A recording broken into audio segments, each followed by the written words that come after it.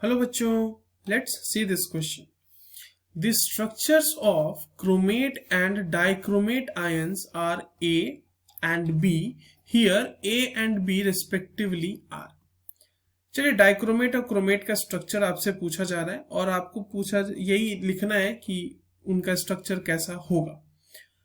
तो चलिए इस क्वेश्चन को सॉल्व करते हैं और सबसे पहले ये देखते हैं कि इस क्वेश्चन को सॉल्व करने के लिए हमारे पास किस की कॉन्सेप्ट की जरूरत है. अब देखो, ये क्वेश्चन आपको सीधा सीधा नहीं लग रहा कि ये सिंपल क्रोमेट आयन और डाइक्रोमेट आयन के स्ट्रक्चर से क्वेश्चन है.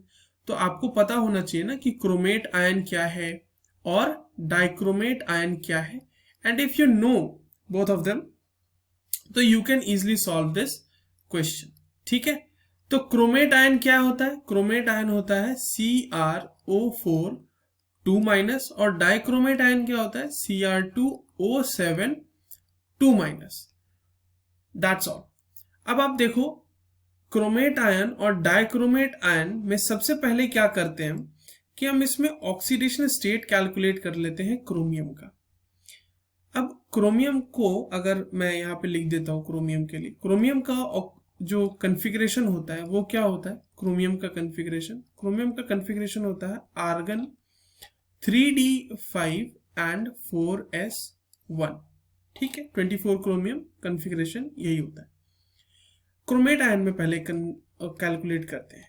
क्रोमेट आयन में अगर आप कैलकुलेट करो तो क्रोमियम का मान लो x, ऑक्सीजन का होता है -2 और क्योंकि 4 ऑक्सीजन है तो ये हो जाएगा 4 इंटू -2 और ओवरऑल कंपाउंड के ऊपर चार्ज है -2, तो यहां पर से x की वैल्यू आ जाएगी +6. Now coming to dichromate ion Cr2O7 2-.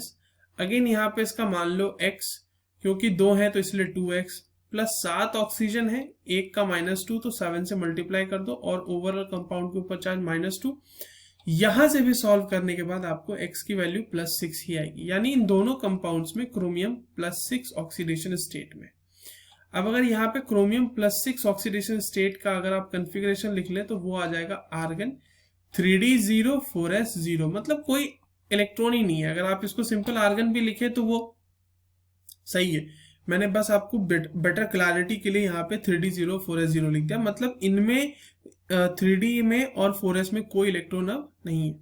ठीक है, so this is our chromate and dichromate ion. अब चलिए इन दोनों के स्ट्रक्चर्स पे चलते हैं और फिर देखते हैं कि इनका जो आयन का स्ट्रक्चर है वो कैसा है. सबसे पहले हम ड्रॉ करते हैं क्रोमेट आयन के बारे में. नाउ क्रोमेट आयन का स्ट्रक्चर कुछ इस तरीके का है. Cr2 कह रहा हूं मैं, CrO4 2- है ना. तो CrO4 2- कुछ इस तरीके का आपको देखने को मिलेगा.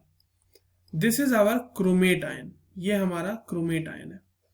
ठीक है, this is our chromate ion. अब देखो, क्रोमेट आयन हो गया, डाइक्रोमेट आयन भी ड्रॉ कर लेते हैं. यहाँ पे CrO क्रोमियम, इस तरह से क्रोमियम 2 क्रोमियम और इसके ऊपर डबल बॉन्ड O, इधर भी डबल बॉन्ड O, इधर भी डबल बॉन्ड O और इधर O- और इधर O-. This is our dichromate ion. अब आप एक चीज देखिए यहाँ पे कि आप इसमें जो क्रोमियम है उसका हाइब्रिडाइजेशन देख लीजिए और अगर आपको हाइब्रिडाइजेशन पता चल जाएगा आप आसानी से इस क्वेश्चन के आंसर को फाइंड आउट कर सकते हैं.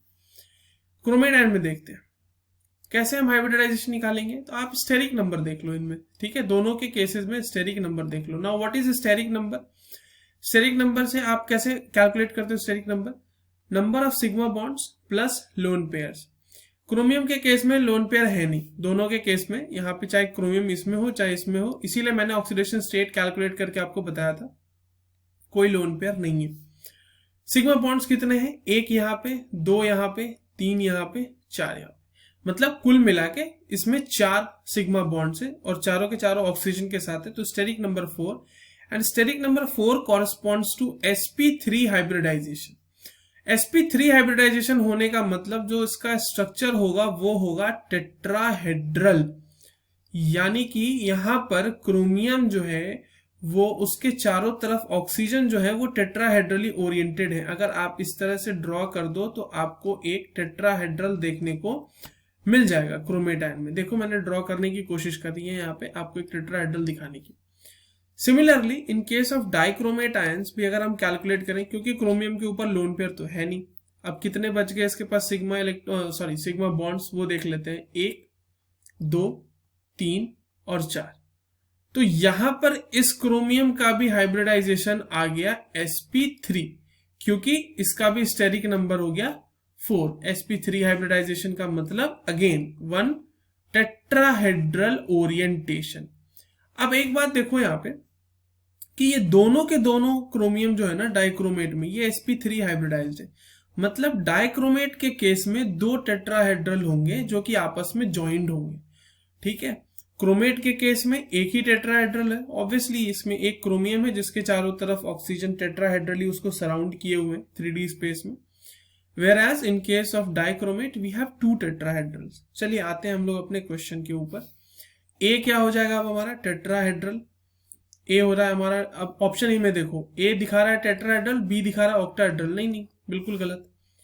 ऑप्शन बी में आओ, ए कह रहा है टेट्राहेड्रल और बी कह रहा है 2 टेट्राहेड्रल्स, यही हमारा सही आंसर है ना। बाकी सी में भी देख लो आप कहाँ पे गलत हो रहा है, ए को ऑक्टाहेड्रल बता रहा है और डी के केस में तो खैर दोनों ही ऑक्टाहेड्रल बता रहा, तो दोनों ही गलत है। इसलिए the correct answer for this question is option B. I hope you understood it well. All the very best.